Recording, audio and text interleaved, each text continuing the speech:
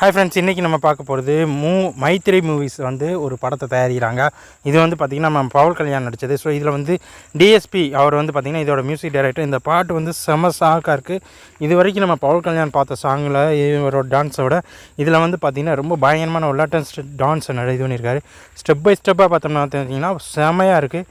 உண்மையில் இது வரைக்கும் பவன் கல்யாண் ஆடின ஆட்டத்திலே இதுதான் ரொம்ப மாஸ் அப்படின்னு சொல்லலாம்.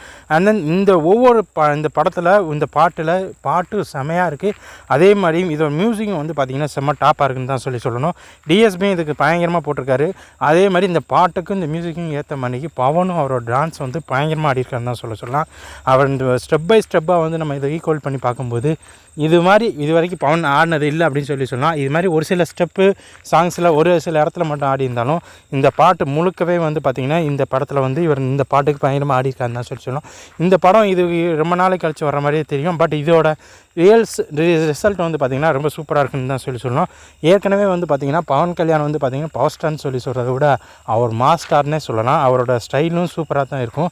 ஸோ இந்த படம் ரிலீஸ் ஆகும்போது பவன் கல்யாணுக்கு வந்து இந்த படம் வந்து ஒரு சூப்பர் மாஸான ஒரு படமாக இருக்குன்றத சொல்கிறத விட ஸ்டைலான ஒரு படமாக இருக்குன்னே சொல்லலாம்.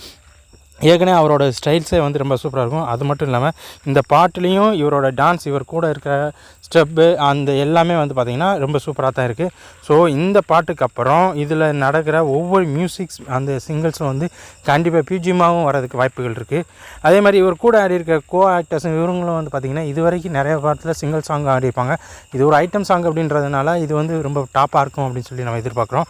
ஸோ இந்த பாட்டு முடிஞ்சதுக்கப்புறம் இந்த இது வந்து ஒரு கிளப் சாங் அப்படி மாதிரி தான் தெரியுது. ஸோ இந்த சாங் முடிஞ்சதுக்கப்புறம் இந்த படம் வந்து சூப்பராக இருக்கும்னு பார்க்குறோம். இந்த படம் இந்த ரிலீஸ் ஆனதுக்கப்புறம் நம்ம இந்த படத்தை பற்றின அப்டேட் பண்ணுவோம். இந்த சாங் உங்களுக்கு பிடிச்சது நம்ம சேனலை சப்ஸ்கிரைப் பண்ணிக்கோங்க. நெக்ஸ்ட் வர வீடியோவை ஃபாலோ பண்ணிக்கோங்க. நன்றி, வணக்கம், பை பாய்.